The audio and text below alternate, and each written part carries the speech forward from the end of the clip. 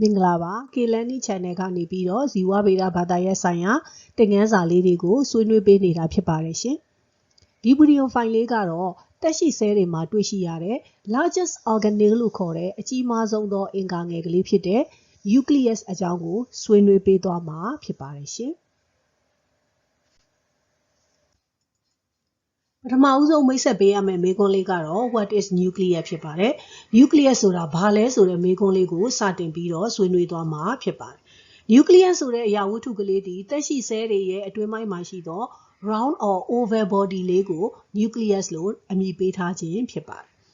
အဲ့ဒီ nucleus လေးကိုဆက်လက်လေ့လာလိုက်တဲ့အခါမှာတော့သူဒီ double membrane organelle ဖြစ်နေတာကိုတွေ့ရှိရတယ်။ဒါကြောင့်မို့လို့သူ့ကိုဖုံးကာထားတဲ့အလွှာနှစ်ထပ်ကလေးကိုနာမည်ပေးလိုက်တဲ့အခါမှာတော့ nuclear membrane လို့နာမည်ပေးလိုက်ခြင်းဖြစ်ပါတယ်။အဲ့ဒီ nuclear membrane လေးကတော့သူ့ရဲ့အတွင်းပိုင်းကိုလေ့လာလိုက်တဲ့အခါမှာ contain the genetic material ဗီဇဆိုင်ရာအချက်အလက်တွေကိုလည်းတွေ့နိုင်တယ်လို့ for cellular processes ထဲမှာ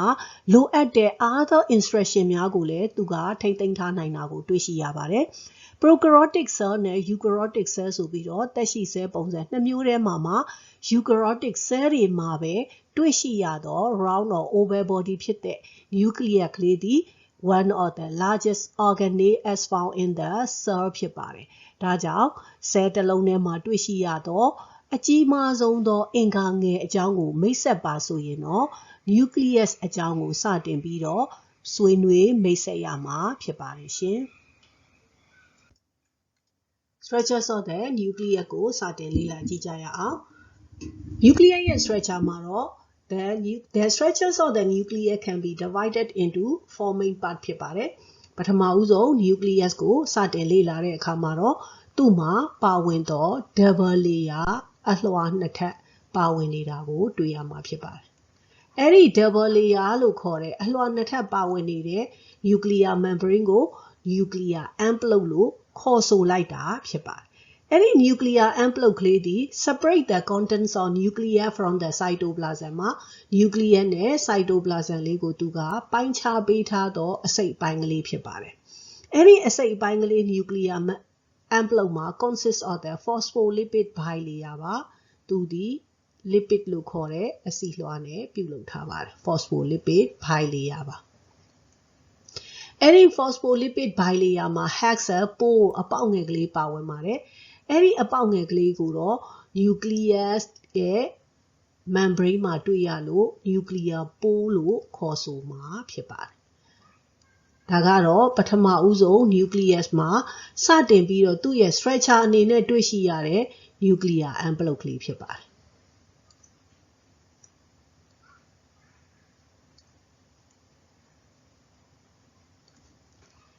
nuclear membrane လို့လည်းခေါ်တယ် nuclear envelope လို့လည်းခေါ်တယ်။ဒါကြောင့်မို့လို့ဒီအပိုင်းကလေးဒီ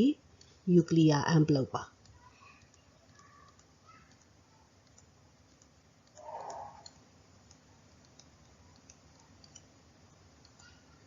nuclear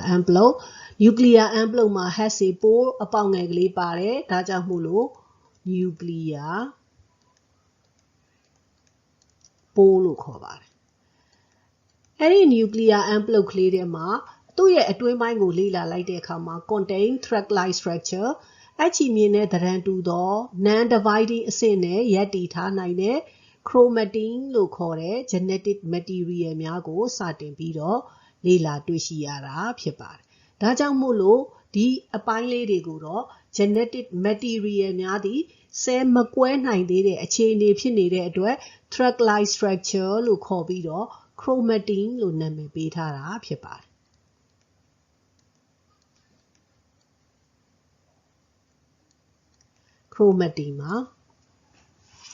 chromatin အဆင့်မှာတော့ non-dividing မှာလုံးဝဆဲကွဲခြင်းမရှိသေးပါဘူး။ chromatin ပြီးတဲ့အခါမှာတော့ chromatin နဲ့အတူ nucleus ရဲ့အတွင်းပိုင်းမှာတွေ့ရှိရတဲ့အပိုင်းကလေးကတော့အခုအနီရောင်လေးနဲ့ဆွဲပြထားတဲ့အပိုင်းကလေးဖြစ်ပါတယ်။သူ့ကိုတော့ဘာလို့ခေါ်လဲဆိုတော့ messenger RNA လို့ခေါ်ပါတယ်။ဒါကြောင့် mRNA ribonucleic acid ပါ နောက်တစ်ခုကတော့ nucleus ရဲ့အတွင်းပိုင်းကလေးမှာတွေ့ရှိရတဲ့အပိုင်းကလေးဖြစ်ပါတယ်ဒီအပိုင်းကလေးကတော့ membraneless organelle လေးဖြစ်ပါတယ် membraneless ပါလုံးဝအဖုံးအကာမရှိသောအပိုင်းကလေးဖြစ်ပါတယ် within the nucleus ရဲ့အတွင်းမှာတွေ့ရတဲ့ dense ကျစ်လစ်သိပ်သည်းတဲ့အစိတ်အပိုင်းကလေးလည်းဖြစ်တယ်ဒါကြောင့်မို့လို့ membraneless structures သူကဘာတွေနဲ့ဖွဲ့စည်းထားလဲဆိုတော့ composed of RNA and protein ဒါကြောင့်သူ့ကိုနာမည်ပေးလိုက်ပါတယ်ဘာလို့နာမည်ပေးလိုက်လဲဆိုတော့ nucleolus လို့နာမည်ပေးလိုက်ခြင်းဖြစ်ပါတယ်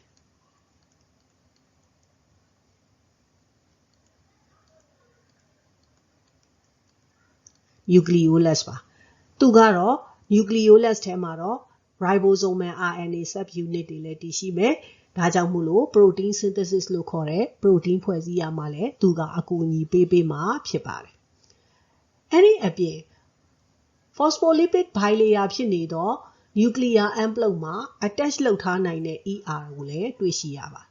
ER ဆိုတာဘာကိုရည်ညွှန်းတာလဲဆိုတော့ endoplasmic reticulum များကိုရည်ညွှန်းခြင်းဖြစ်ပါတယ်တနည်းအားဖြင့် one of the organelle ပါ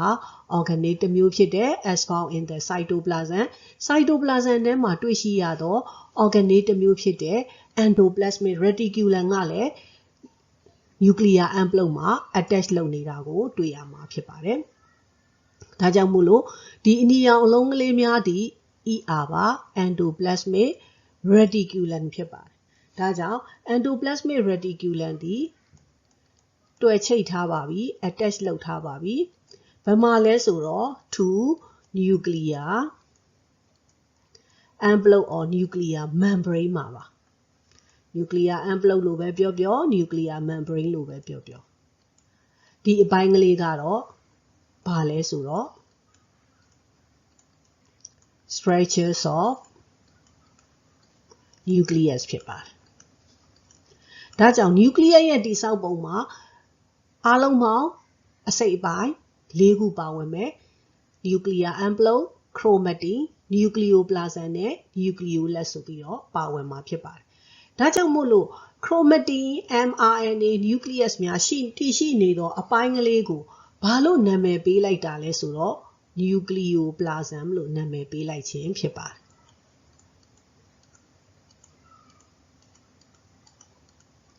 ဒါကြောင့်အဲ့ဒီ nucleoplasm သည် gelatinous substances ဖြစ်ပါတယ် within the nuclear envelope ပါဒါကြောင့်သူ့ကိုဘာလို့နာမည်ခေါ်လိုက်သေးလဲဆိုတော့ nucleoplasm လို့ခေါ်တဲ့အပြင်ကိုသူ့မှာ chiroplasm ဆိုပြီးတော့ခေါ်ပါတယ်ဘာကြောင့်လဲဆိုတော့ chiron ဆိုဒီမှာ nucleus ကိုရည်ညွှန်းတဲ့အတွက်ကြောင့်ဖြစ်ပါတယ်ဒါကြောင့် nucleolus တွေ chromosome များကို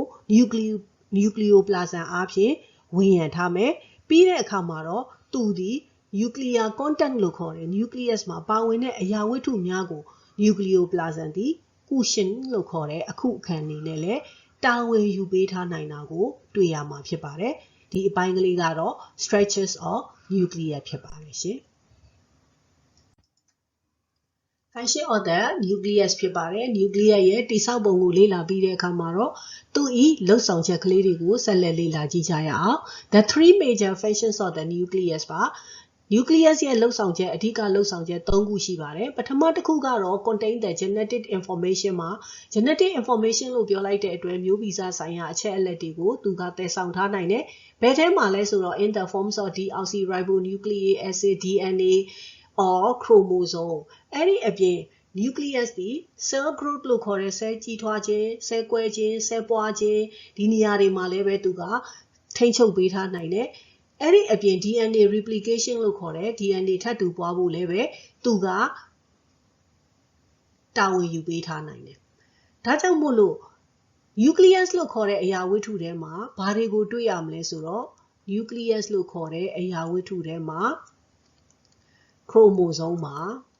chromosome ဒီ ready to divide ပါဆဲကွဲဖို့အတွက်အဆင်သင့်ဖြစ်တဲ့အချိန်မှာ chromosome လို့ခေါ်ပါတယ်ဆဲကွဲခြင်းတနည်းအားဖြင့်ဆဲကွဲခြင်းဆဲပွားခြင်းမဖြစ်နိုင်သေးတဲ့ဆဲထဲမှာဆိုရင်တော့သူ့ကို chromatin လို့ခေါ်ဆိုမှာဖြစ်ပါတယ် chromosome ထဲမှာလေ့လာလိုက်တဲ့အခါမှာတော့ DNA လို့ခေါ်တဲ့ deoxyribonucleic acid stable molecule တွေတွေ့ရှိရမယ်အဲ့ဒီ stable molecule များကတော့ replication ထပ်တူပွားနိုင်တာကိုတွေ့ရပြီးတော့အဲ့ဒီ deoxyribonucleic acid ထဲမှာ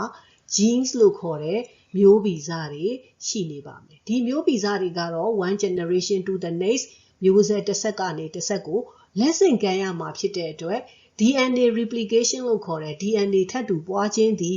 identical copy of DNA ပါထပ်တူလုံးဝထပ်တူကြနေတာကိုတွေ့ရမှာဖြစ်ပါတယ်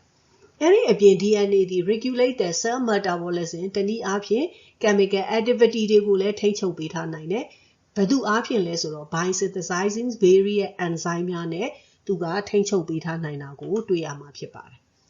နောက်ထပ်တစ်ခုကတော့ ribonucleic acid or RNA ဖွဲ့စည်းနိုင်တဲ့နေရာတစ်ခုလည်းဖြစ်ပြီးတော့သူဒီ RNA လို့ခေါ်တဲ့ ribonucleic acid ပါဝင်နေတဲ့အတွက် protein factory လို့ခေါ်တဲ့ ribosome ဖွဲ့စည်းရာနေရာတစ်ခုအနေနဲ့လည်း nucleus ကိုလေ့လာသွားရမှာဖြစ်ပါတယ်ဒီအပိုင်းကလေးကတော့ cell လို့ခေါ်တဲ့ class ထဲမှာရှိသော organelle မြောက်များစွာတွေက largest organelle လို့ခေါ်တဲ့ nucleus လေးအကြောင်းကိုလေ့လာသွားတဲ့ video file လေးပဲဖြစ်ပါတယ် K-Learning Channel ကနေပြီးတော့ဇီဝဗေဒဘာသာရပ်နဲ့သိပ္ပံဘာသာရပ်ဆိုင်ရာ video file လေးတွေကိုအဆက်မပြတ်တင်ပေးနေတာဖြစ်တဲ့အတွက် like and subscribe လုပ်ထားဖို့တော့မမေ့ကြပါနဲ့ရှင်နောက် video တွေမှာဆုံတွေ့ကြရအောင်အားလုံးပဲရှင်လန်းချမ်းမြေ့ကြပါစေ